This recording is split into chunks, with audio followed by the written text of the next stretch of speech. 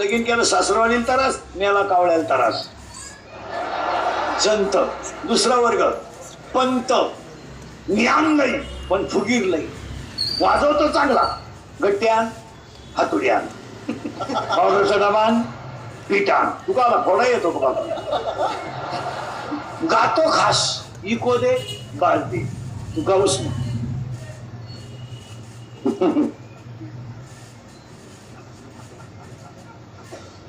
आपण बांधला बांगला, आपल्या बापाला नाही जमलं. आता याच्या बापाला जर जमलं नसतं,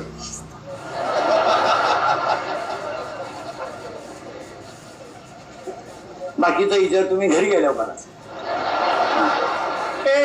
जंत पंत वंत श्रीमंत नाही पण दान नाही, काय दरवाजा लावून जेवायचे. काहींच्या कुत्र्याला बिस्किट आहेत, बापाला भाकरी नाही.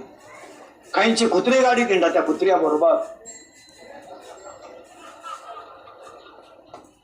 काहींच्या बायका सासरीशी बोलत नाही, टॉमीशी बोलते. दरिद्री दान धर्म नाही, ज्ञान नाही, धन नाही पण तुझी गाठ फुगाड नाही. तांब सुपारी टांगून ठेवली त्यांनी, टांगून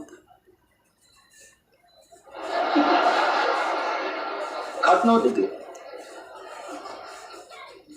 माझे दान धर्म कोण करते? गरीबच करते. श्रीमंत काय करते? नोकरी. हो, गरीबाच्या घरात जाऊन पहा तुम्ही, 15 माणसांचा साहेब 15 मिनिटात. श्रीमंत हलकट माणसं मोजी, 5 सांगितले, 6वा वाढला, संपल्या चपात्या. आणि त्याची बायको म्हणते निवांत जेवा. टाटल्या खाता का निवांत जेवा? एवढ्या चपात्या वाढते का शेतकऱ्याला? ते चांगलं गांजा प्यालं तर बैल बसित, चपातीचं काय घेऊन. शेतकऱ्याच्या घरात अजून आरुळी देऊन चहा येतो, अनारे चहा. श्रीमंत हलकटाच्या घरात तसं नाही.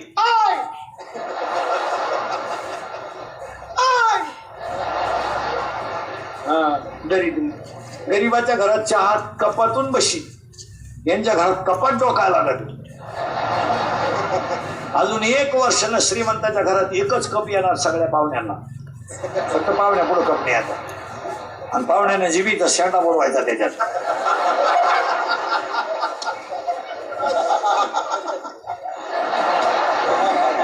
आणि शिल्लक राहिलं का त्या बाईनं म्हणायचं बाबाचा प्रसाद घे.